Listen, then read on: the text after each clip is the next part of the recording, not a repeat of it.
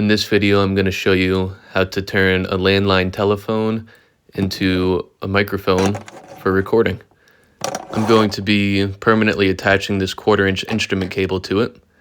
And here's a few of the tools I'll be using.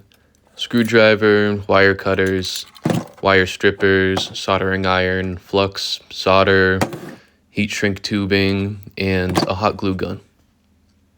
This is actually my second time attempting this project. The first time, I really wanted to use the original telephone cable, but I found that the wires inside of it are much too thin of a gauge and they would just burn up when I tried to solder them, and the insulation was impossible to take off of it.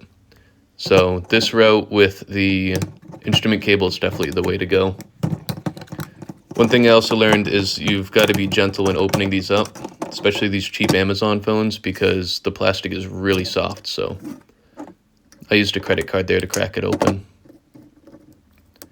This piece I'm taking out here is the actual microphone.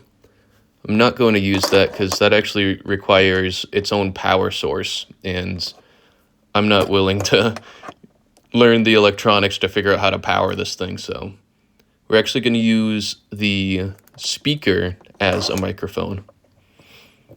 So these are a couple different instrument cables I just showed. That type with the screw-off metal barrel, probably your easiest bet, but I really liked the look of this coiled wire here because it looked more like a telephone wire.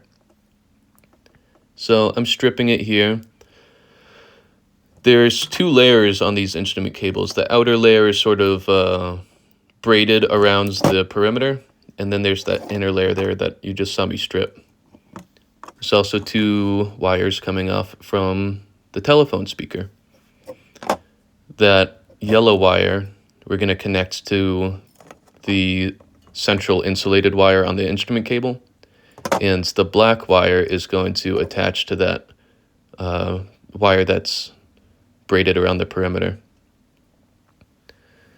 2 things you want to remember to do is put the heat shrink tube on the wire before you solder it, and also put the cable through the handset before you attach it to the speaker. Both things I forgot to do, and both reasons why I had to go through this 3 different times.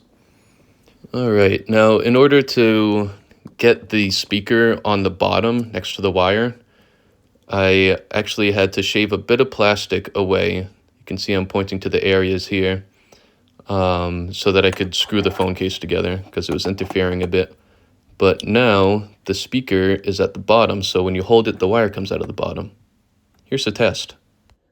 Yeah, so what if I don't think? Not me, it's not my fault.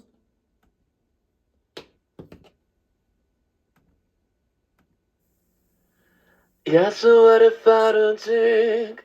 Not me, it's not my fault. So it works, that's exciting, but it doesn't sound gritty and lo-fi.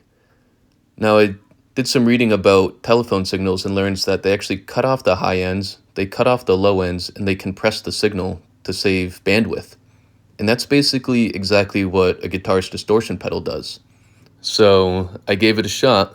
I had my friends record background vocals on this demo I've been recording. You'll hear the female vocals in the background with this effect applied.